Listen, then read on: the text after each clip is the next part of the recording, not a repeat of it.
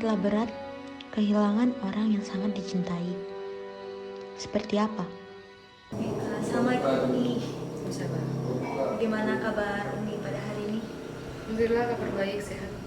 Kabar mungkin anak Umi sama cucu Umi bagaimana?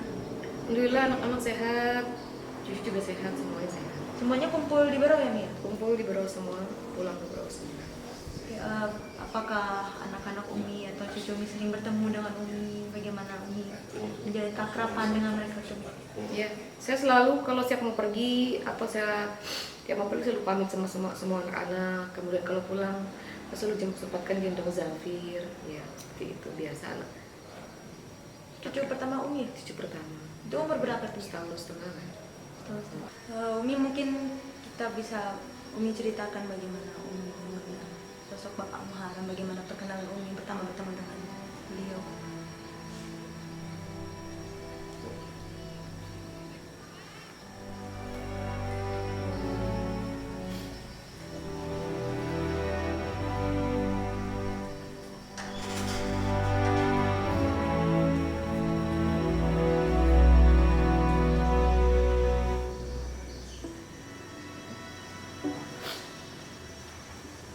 Gimana Mbak? Mungkin kita Umi bisa cerita bagaimana Umi setelah bertemu dengan Bapak Muharram, mungkin atau perjalanan Umi mengenal beliau dari mana sehingga akhirnya Umi bisa sama beliau. Gitu. Bapak itu dulu guru saya, guru matematika Di sekolah mana? di SMA Muhammadiyah.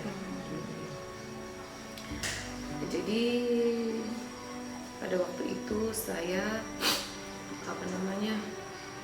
tahun 90-an lah. Kami menikah 1994. Sebelumnya saya tidak pernah tahu kalau beliau itu ada hati dengan saya. Jadi intinya beliau datang ke rumah orang tua langsung memperkenalkan diri. Awalnya saya agak takut juga ya, namanya guru gitu ya, seperti itu. Kemudian pada waktu itu bapak saya sama sepupu beliau Haji Nawir itu sama-sama aktivis Muhammadiyah. Jadi beliau meminta kepada kakak sepupunya untuk melamar saya melalui bapak saya. Seperti itu. Jadi cukup singkat sih pertemuannya. Saya lulus SMA, langsung saya menikah dengan beliau. Jadi orang-orang lain, teman-teman saya itu sibuk mau melanjutkan ke universitas mana, saya tuh enggak, langsung kuliah, langsung menikah pada waktu itu. Mungkin Umi bisa ceritain waktu pertama kali Umi bertemu itu kan di sekolah. Itu Ah. kelas berapa? Mungkin. Kelas 2-an deh. Kelas 2-an ya, kelas 2. Beliau kan guru saya dan beliau itu termasuk tipe orang yang cukup idealis lah ya menurut saya. Sementara kan kita masih anak-anak. Kebetulan waktu saya adalah anggota Paskibraka. Oh iya benar. Gitu. Jadi saya tidak terlalu, ibaratnya nggak kepikiran lah mau dekat dengan beliau. Seperti itu. Karena mungkin dia menilai saya seperti gimana gitu ya. Beliau jadinya punya hati ke saya. Dan beliau tuh orangnya cukup ini. Kalau saya bilang agak galak. Ya agak galak juga gitu. Jadi saya menilai tidak ada simpati sedikit pun ke beliau, tidak ada. Kami berbeda usia sekitar 8 tahun. Jadi saya sama sekali tidak ada simpati karena dunia saya mungkin sama dunia beliau mungkin berbeda. Tetapi mungkin melihat saya gimana, saya melihat beliau juga gimana. Ya awalnya tidak ada ketertarikan tuh jadinya justru malah muncul ya, karena beliau juga datang ke orang tua saya langsung. Jadi ketika beliau ada hati saya tuh nggak ngeh, karena saya sibuk dengan dunia saya masih saya kebetulan pada waktu aktivis OSIS ya, kemudian juga anggota Paskibraka pada waktu itu. Kalau zaman saya pada waktu saya boleh, zaman saya tahu itu saya boleh pendek. Kalau sekarang nggak boleh pendek lagi. Sekarang saya zaman itu boleh 153, 54 boleh. Sekarang nggak boleh lagi. Gitu. beliau guru matematika. Beliau itu kalau ngajar kita gimana pun pas-pasannya kita bisa memaham, karena beliau tuh retorikanya bagus, beliau menjelaskan materi itu runtut seperti itu. Terus resmi menikahnya pada tahun berapa nih? 94 saya menikah. 94. Menikah. Baru punya anak pertama sampai Umi ini punya berapa anak ya? 5, semuanya 5. Yang pertama sudah selesai S2 notariatan, yang nomor 2 Hafiduddin ya, itu sedang proses kuliah di UNY, Universitas Muhammadiyah Jogja di manajemen bisnis. Yang nomor 3 Hamdan Kasir itu di Universitas Solo, Muhammadiyah Solo di Teknik Sipil. Yang nomor 3 Zaimah Nabila Lutfia, itu dia pindahan dari Turki. Alhamdulillah hafizah Quran 30 juz. Kelas 3 SMA, sekarang pindah ke sini. Yang terakhir itu Abdul Azam Farisi, itu kelas 1 SMA. Anak-anak itu semuanya disuruh pindah semua ke Berau. Suruh ke Berau untuk menjaga Umi. Sebelumnya saya nggak sadar ya.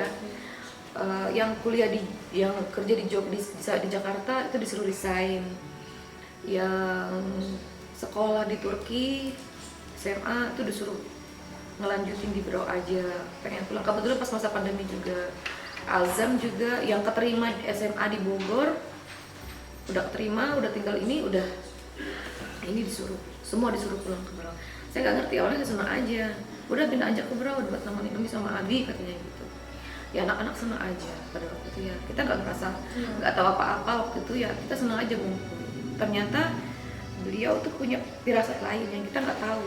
Ternyata anak-anak disuruh pulang ke Berau, ternyata beliau pergi. Kalau boleh tahu Umi, selama Umi menikah dengan beliau, adakah perbedaan yang membuat Umi kayak merasa betul-betul berbeda gitu? Misalnya cara pendidikan beliau kepada Umi, memberikan hal-hal baik yang betul-betul sampai sekarang membekas di hati Umi. Ya, kalau saya mendampingi beliau sudah 26 tahun ya. Beliau itu adalah orang yang idealis, kemudian juga orangnya penyayang, kemudian pemaaf dan bermurah hati kepada setiap orang. Saya melihat dan saya merasakan selama saya bersama dengan beliau, saya banyak mengambil pelajaran tentang kehidupan beliau.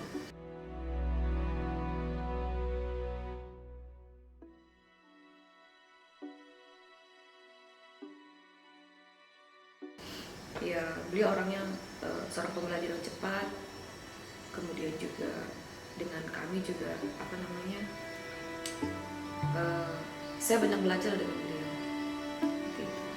Kalau mungkin Umi bisa ingat pengalaman yang betul-betul paling tidak bisa Umi lupakan dari beliau. Ya, pengalaman yang tidak bisa saya lupakan sebetulnya dengan mengikuti kehidupan beliau, otomatis saya terikut dengan cara hidupnya.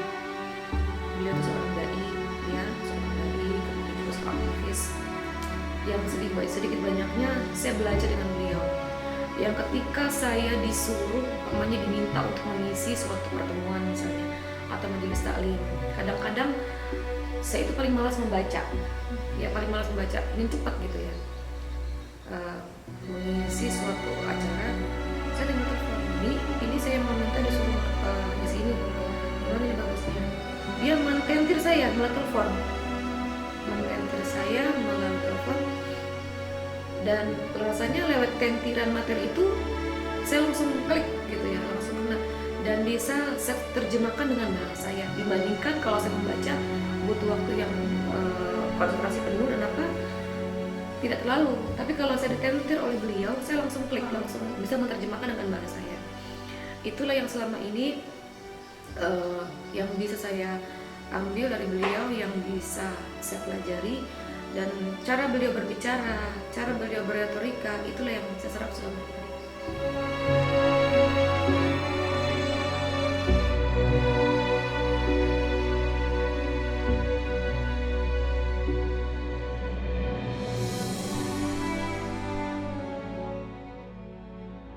Kalau begitu Mi, semenjak kepergian beliau kembali ke sisi Allah Subhanahu Wa Taala, bagaimana caranya Umi mendengarkan hati Umi, mendengarkan diri Umi, terus menguatkan juga kepada anak-anak Umi supaya tetap tegar bahwa Umi sekarang menjadi sosok orang tua sendiri yang harus membina anak-anak Umi?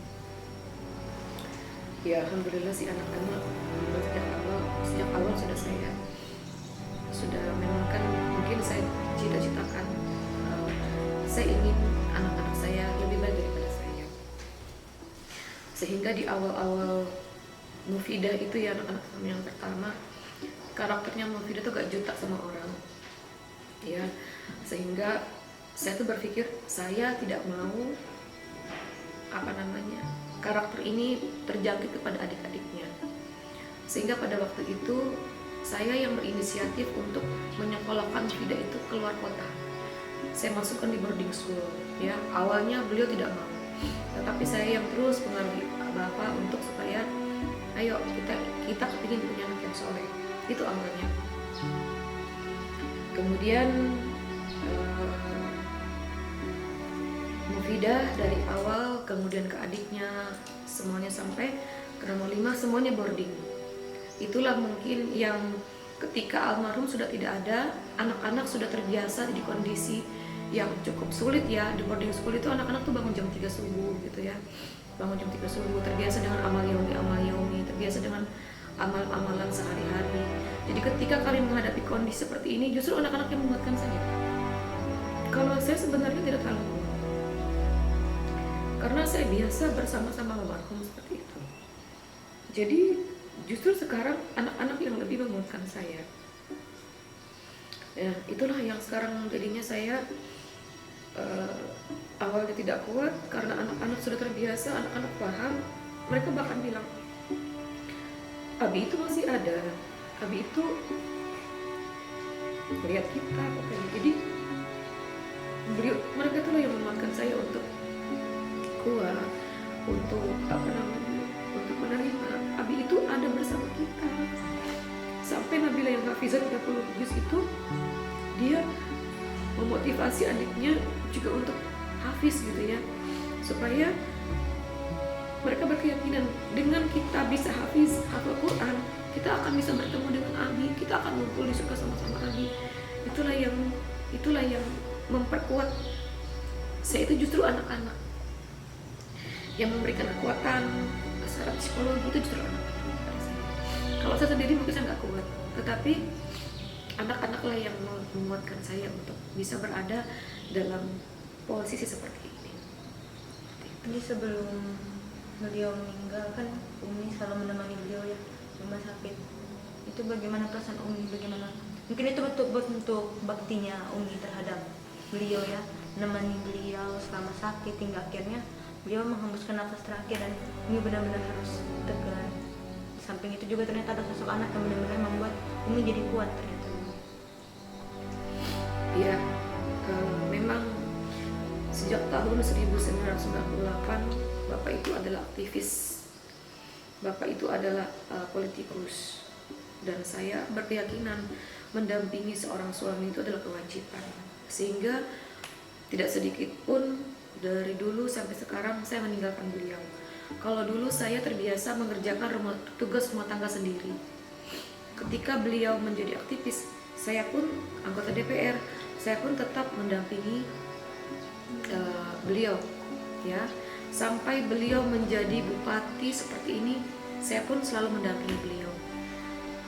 Saya pun aktif di organisasi itu juga demi untuk menyesuaikan posisi saya sebagai istri bupati seperti itu. Jadi sampai ketika beliau maju kembali sebagai calon bupati, saya pun tetap tidak pernah meninggalkan beliau. Sampai akhirnya beliau terpapar COVID, saya pun tidak pernah meninggalkan beliau. Saya waktu itu beliau akan mengikuti MCU di Rumah Sakit Karnojoso Balikpapan, dan ternyata dalam proses perjalanan medical check up itu beliau juga mengikuti swab, dan akhirnya beliau dinyatakan positif COVID seperti itu. Ya, sebagai seorang istri, bagaimanapun kondisi suami, saya tidak boleh meninggalkan beliau. Bukan hanya kita mendampingi suami saat berada dalam keadaan senang, tetapi kita mendampingi suami juga dalam keadaan susah, bahkan sakit pun, bahkan dalam keadaan penyakit yang akan beresiko menjangkit kita saya tidak peduli. Saya tetap mendampingi beliau selama 14 hari. Saya selalu mendampingi almarhum dan tidak pernah merasa sedikit pun saya takut terjadi, tidak pernah. Bahkan saya nggak mau meninggalkan beliau, sedikit pun saya nggak pernah meninggalkan beliau. Sampai akhirnya di akhir hari-hari terakhir beliau, saya tidak pernah meninggalkan beliau.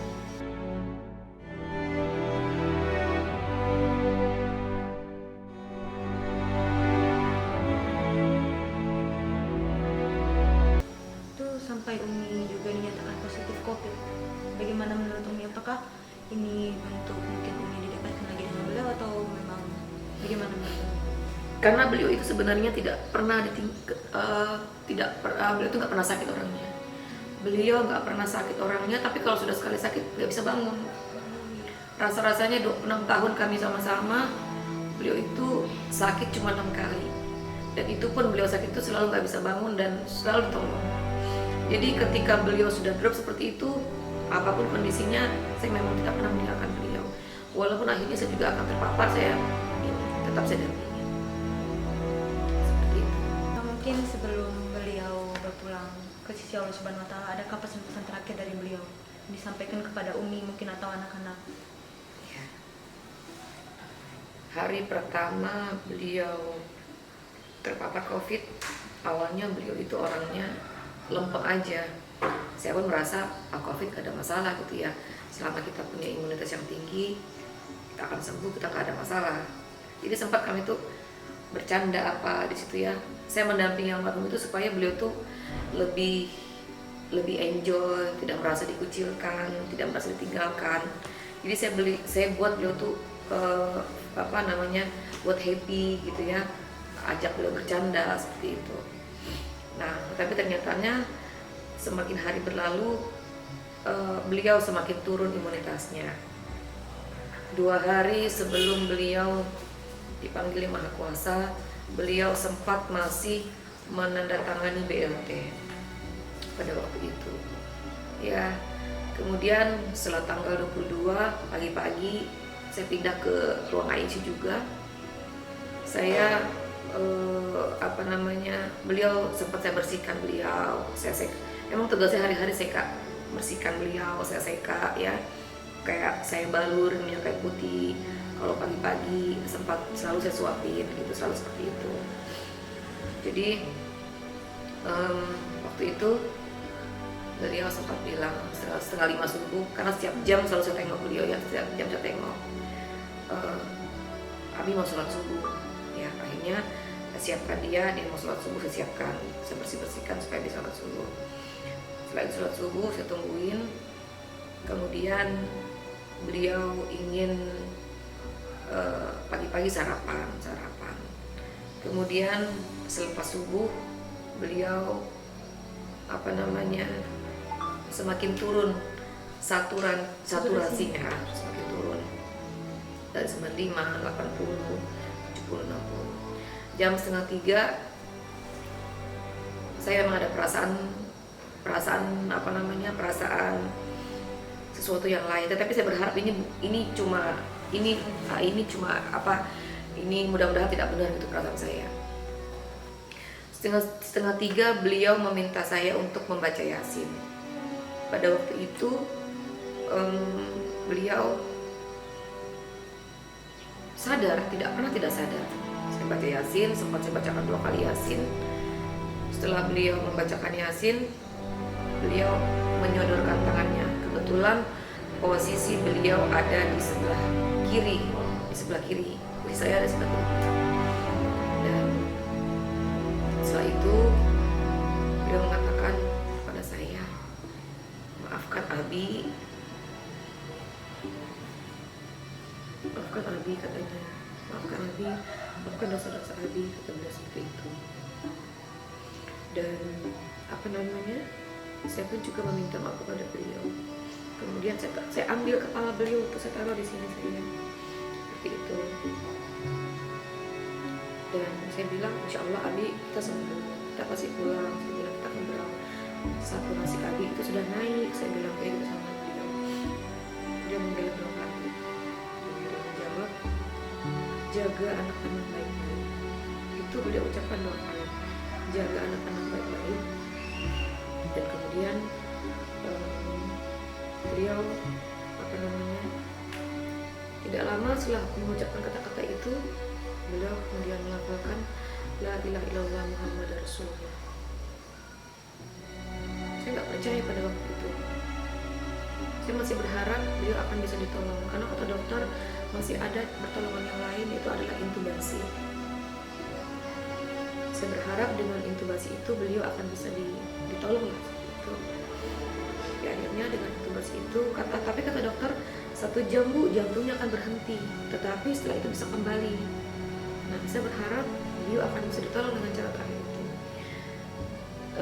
Di saat intubasi itu saya nggak berani melihat karena ada selang panjang yang akan dimasukkan ke paru-paru beliau, ya lewat mulut. Itulah saya akan sedikit menjauh. Terus terang aku tidak tega. Tetapi kalau itu caranya untuk membantu beliau, untuk menolong beliau, ya nggak apa-apa gitu. Harapannya beliau akan kembali seperti semula. Tetapi ternyata di saat itu beliau nggak bisa ditolong. Ketika dokter melihat matanya, sudah nggak respon lagi. Gitu. Dan ternyata itulah saya bersama-sama dengan almarhum tanggal 22 itu jam 4:45. Mungkin pandangan Umi beliau, pendidikan beliau kepada anak-anak, dan mungkin dia sebagai seorang kakek bagi cucu-cucunya, bagaimana? Kalau anak-anak sangat sayang dengan bapaknya. Kalau Mufidah anak yang pertama itu sangat dekat sekali dengan Aninya. Anak-anak melihat figur beliau itu adalah seorang figur yang pekerja keras, figur pembelajar cepat, dan figur yang sangat penyayang dengan semua orang. Jadi baik saya maupun anak-anak tidak pernah melihat sisi kurangnya, lebih banyak sisi baiknya. Kepada kami sekeluarga, kepada tetangga, kepada siapapun, beliau itu meninggalkan kesan yang baik bagi siapapun. Karena beliau itu selalu mengingatkan kita kepada kebaikan. Beliau selalu mengingatkan kita kepada kematian. Beliau selalu mengingatkan kepada kita untuk bekerja dengan ikhlas. Walaupun mungkin ada orang yang tidak suka dengan kita, walaupun mungkin ada orang yang benci dengan kita, walaupun mungkin ada orang yang ingin mencelakai kita, tetapi beliau selalu mengatakan jangan pernah dibalas. Ketika ada orang yang ingin mungkin benci atau berniat jahat, tidak pernah. Jadi beliau itu orangnya selalu bersikap baik, bersangka baik kepada siapapun. Itulah yang selalu beliau ajarkan kepada kami semuanya. Sehingga anak-anak sampai saat ini, beliau tidak pernah merasa kehilangan Abi. Beliau selalu merasa Abi itu ada bersama-sama kami.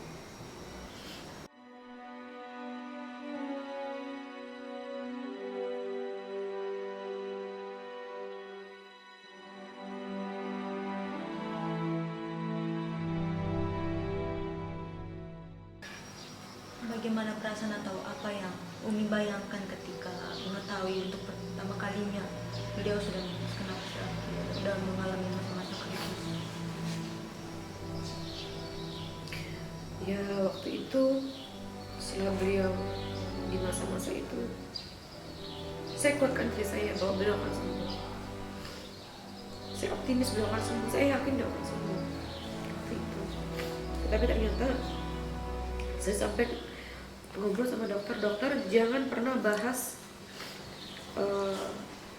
berapa yang harus saya bayar, tetapi tolong kondisikan suami saya cepat sembuh. Tolong belikan beliau obat yang terbaik supaya beliau cepat sembuh, seperti itu. Tetapi ternyata, dan dokter juga memberikan pelayanan yang terbaik kepada almarhum dengan memberikan obat-obatan yang paling baik. Tetapi ternyata kami sudah berusaha semaksimal mungkin. Ternyata Allah berkehendak lain. Allah berhak mengambil apa yang menjadi miliknya. Dan ketika beliau sudah tidak ada, saya sempat, ya mungkin sampai di sini tugas saya. Sampai saya juga berpikir, mungkin sudah saatnya saya juga harus berhenti, kembali kepada anak-anak, kembali kepada keluarga, dan mungkin meninggalkan tugas-tugas yang selama ini saya lakukan bersama almarhum. Jadi tidak pernah terpikir sedikit pun untuk berada dalam keadaan seperti ini. Tidak pernah bermimpi atau terpikir untuk menjadi seorang public figure. Tidak pernah termimpi untuk menjadi seorang calon bupati, nggak pernah. Saya berpikir pada waktu itu ketika sudah almarhum tidak ada, saya kembali kepada anak-anak dan keluarga saya dan menjalankan aktivitas sebagai ibu rumah tangga seperti layaknya ibu yang lain. Gitu. Lalu Umi, ketika beliau menyatakan meninggal oleh rumah sakit, Umi kan kondisi terpapar COVID-19 ini. Itu bagaimana caranya Umi di posisi Umi sedang sedih, tapi Umi juga harus berusaha supaya sembuh. Itu bagaimana? Ya itu merupakan ini ya, cobaan yang berat buat saya. Tapi di sisi lain, teman-teman seperjuangan, kemudian juga tokoh-tokoh masyarakat yang memberikan kekuatan kepada saya, anak-anak juga seperti itu. Yang awalnya saya itu tidak kuat gitu ya. Sementara di sisi lain tokoh-tokoh masyarakat meminta saya untuk menggantikan posisi almarhum yang merupakan permintaan yang sangat berat untuk saya penuhi melihat keadaan seperti ini. Tetapi dengan keadaan seperti itu, saya kasihan dengan teman-teman tim yang selama ini berjuang dengan Bapak. Terus terang ini mungkin perjalanan calon bupati yang mungkin yang paling berat mungkin se-Indonesia kalau saya bilang. Ya, beliau itu menjalani cobaan mungkin almarhum pada waktu itu bersama Ibu Sari Patul. Ternyata Ibu Sari Patul tidak mendapat rekomendasi dari partainya. Kemudian perjuangan bersama di situ. Kemudian setelah itu beliau bertemu dengan Bapak Gamalis. Saya bersama Ibu Gamalis juga menjadi tim beliau berdua. Ternyata dalam perjalanannya yang di luar dugaan kita semua, beliau harus dipanggil yang Maha Kuasa. Dan kemudian saya yang harus menggantikan posisi almarhum itu merupakan suatu permintaan yang sangat berat. Tetapi saya kasihan dengan teman-teman tim yang sudah jatuh bangun memperjuangkan almarhum, beberapa kali ganti pasangan, beberapa kali ganti baliho dan spanduk. Saya melihat pengorbanan teman-teman itu sangat luar biasa. Hal itu membuat saya harus menyampingkan kepentingan pribadi saya. Yang kalau saya berpikir saya tidak akan kuat, tetapi teman-teman yang begitu sangat memberikan motivasi dan dorongan kepada saya, itulah yang menjadikan saya harus bangkit dan maju dengan keterbatasan, dengan kekurangan saya saat ini. Kan tadi Umi bilang beliau ini suka ke kebun ya. Apakah hobi beliau ini berkebun atau ada hobi lain selama Umi bersama beliau ini? Ya, beliau itu memang senang berkebun. Kalau beliau tuh berkebun, tanaman itu cepat hidup. Ya, tangannya. Kalau beliau berkebun, beternak, dia kesukaannya. Jadi tidak ada tempat refreshing yang lain selain ke kebun. Mungkin kalau untuk makanan favorit beliau selama di kebun ini kan Umi bilang bahwa nasi bungkus. Ada nggak sih beliau tuh kayak pesan aku mau makan ini ya dari kebun tuh jadi makin menikmati suasana ini? Makanan kesukaan beliau itu adalah palu mara, ya. Di saat di ruang ICU beliau tuh sempat minta, aku mau makan palu mara. Saya sempat belikan 2 kali palu mara. Aku mau makan ikan bandeng bakar, saya protein gitu. Terus kan pagi-pagi besok mau makan nasi kuning sama ikan haruan sama telur. Dia pesan-pesan gitu. Jadi itu memang kesenangan beliau. Termasuk ke kebun juga beliau senang. Ayo kita makan ini, makan ini. Kesenangan. Selama 26 tahun keromantisan beliau terhadap Umi, adakah momen yang paling romantis menurut Umi?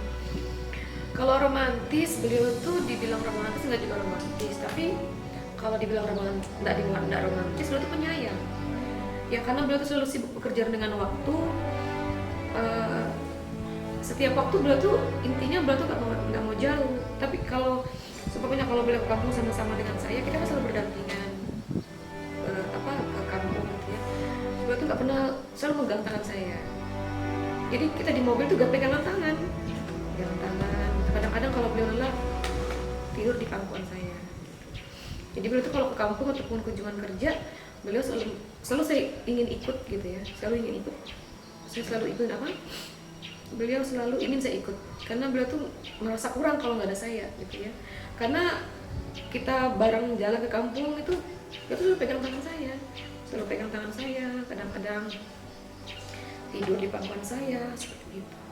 Berarti Ya, beliau ini sama sosok yang benar-benar romantis, di mana ketika masa tua tuh kadang menunjukkan rasa romantis itu sedikit malu, tapi ternyata beliau nggak peduli, pokoknya hal sekecil apapun asal itu membuat Umi senang, Iya. sama-sama supaya terlihat saling sayang, jadi beliau lakukan ya. iya. Ya banyak tempat yang berkesan yang kami lewati, tapi karena kami sering melakukan bareng-bareng bersamaan dan sering bersama-sama, jadi setiap momen itu selalu berkesan. Karena beliau itu tidak pernah mau ditinggalkan oleh saya. Kalau saya pulang kemalaman biasanya kalau ada acara, beliau tuh kuncikan saya pintu kamar. Pernah saya tuh dikuncikan kamar sama beliau itu. Nah, saya juga kalau dikuncikan beliau kamar, saya juga nggak mau. Kalau saya pikirkan, dikuncikan kamar, tidur kamar sebelahnya nggak mau. Selama beliau tidak mau bukan saya pintu, saya nggak akan mau. Terus ketok pintu. Kenapa saya kepulangan malam? Kadang-kadang ada kegiatan gitu ya, atau ada acara. Saya ketok kamar, Abi buka pintu. Kadang-kadang dia tuh ngambek, saya tahu dia tuh nggak tidur. Saya tahu dia tuh nggak tidur gitu ya. Dan saya terus ngetok pintu, selama beliau nggak bukakan saya pintu, saya nggak akan berhenti ngetok pintu. Karena beliau tuh sebenarnya orangnya kuat, tetapi di sisi lain itu manja sebenarnya seperti itu. Nggak mau ditinggal oleh saya, nggak mau diurusin oleh orang lain, nggak mau didamping oleh orang lain. Itu sebenarnya figur beliau itu. Sisi luar beliau tuh kuat, idealis apa segala macam, tapi di sisi dalam hatinya beliau tuh nggak mau ditinggalkan oleh saya, nggak mau jauh dari saya seperti itu. Yang sangat penyayang. Iya, nggak mau ditinggalin saya gitu. Sampai sisi akhir terakhir pun, di masa akhir umur beliau pun nggak mau ditinggalkan saya. Dia bilang, Umi jangan kemana-mana. Iya, Umi nggak kemana-mana. Saya bilang, Umi cuma ke toilet aja. Saya ingat pada waktu itu dia nggak mau ditinggalkan saya, sedetik pun nggak mau ditinggalkan saya. Sampai di ICU itu kan beliau kan pakai ini mau BAB gitu kan, nggak bisa ke toilet. Beliau itu telepon saya, padahal kalau dia mau pencet tombol tinggal panggil perawat kan bisa. Dia nggak mau, dia telepon saya, Umi aku mau BAB. Iya sebentar, dia bilang, saya telepon perawat dulu. Seperti itu. Jadi beliau tuh nggak mau nggak mau ditinggalkan oleh saya, nggak mau jauh dari saya, nggak mau diurusin oleh orang lain selain saya. Selama Umi 26 tahun bersama beliau, ada nggak beliau mungkin pernah marah sama beliau? Beliau pernah marah sama Umi? Iya. Beliau tuh kalau marah tuh diam orangnya. Beliau tuh orangnya kalau marah diam orangnya. Dan saya pun kalau kalau beliau marah, saya selalu berusaha untuk mendapatkan maafnya. Jadi kalau beliau tuh marah, saya tuh selalu meluk beliau, jangan marah. Sampai beliau itu jadinya luluh sendiri gitu. Gak pernah sih beliau tuh keras dengan saya, gak pernah. Kalau dia marah, dia diam. Justru saya yang cerewet sebenarnya. Mungkin rupanya yang cerewetnya itu yang bikin jakanin gitu. Setelah beliau sudah tidak ada, bagaimana perasaan Umi ketika bangun tidur, tidak ada di samping beliau, terus bagaimana hari-hari Umi untuk menjalani kegiatan? Ya, awalnya awal pertama kali menjalani kehidupan baru saya, awalnya saya lelah. Ya Allah, sabuklah saya dengan cara seperti ini gitu. Lalu seperti itu. Kadang-kadang rumah ini terlalu sepi.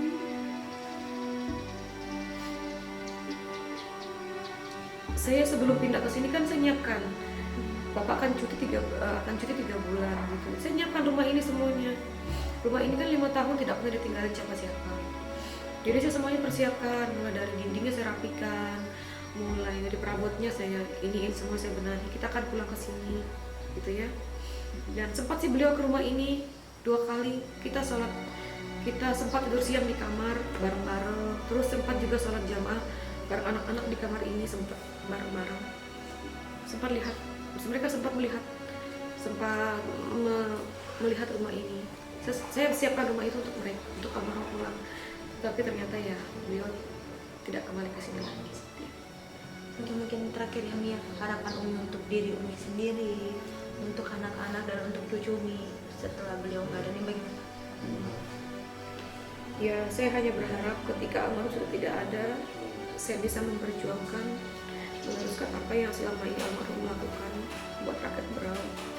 Yang paling khusus anak-anak, karena anak-anak saya masih 3 orang lagi yang masih sekolah, yang masih kuliah, itu harus saya lanjutkan pendidikan mereka.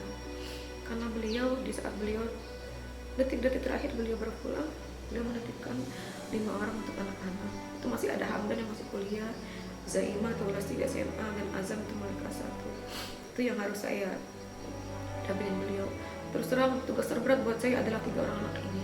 Dan kemudian tugas yang terberat adalah meneruskan perjuangan beliau, yang kalau saya rasa saya tidak mampu untuk meneruskan semua itu. Tetapi saya melihat rekan-rekan, teman-teman yang begitu antusiasnya menginginkan saya untuk menggantikan sosok almarhum, untuk melanjutkan perjuangan beliau, itu sangat luar biasa. Yang awalnya saya tidak kuat sebenarnya. Saat bangun tidur pun, kalau saya bangun tidur biasanya ada yang bangunin saya kalau subuh. Sekarang tidak ada. Ini sekarang ada media online baru, news. Harapan saya kepada seluruh masyarakat Kabupaten Berau kiranya bisa senantiasa untuk melakukan komunikasi, kemudian interaksi dengan news setiap saat. Nah, melalui ini saya mengajak kepada seluruh masyarakat, ayo mari kita tonton apa yang ditayangkan oleh news ini. Saya lihat dan saya dengar mereka punya konsep baru. Wajib ini kelihatannya untuk dicoba, diketahui lebih dalam. Kelihatannya programnya ke depan bagus gitu ya. Mari kita ikuti dengan cara follow, Subscribe, like dan komen. supaya media ini bisa menjadi media yang menjadi favorit kita di masa yang akan datang. Bisa menjadi penyambung lidah masyarakat dengan pemerintah dan semua stakeholder.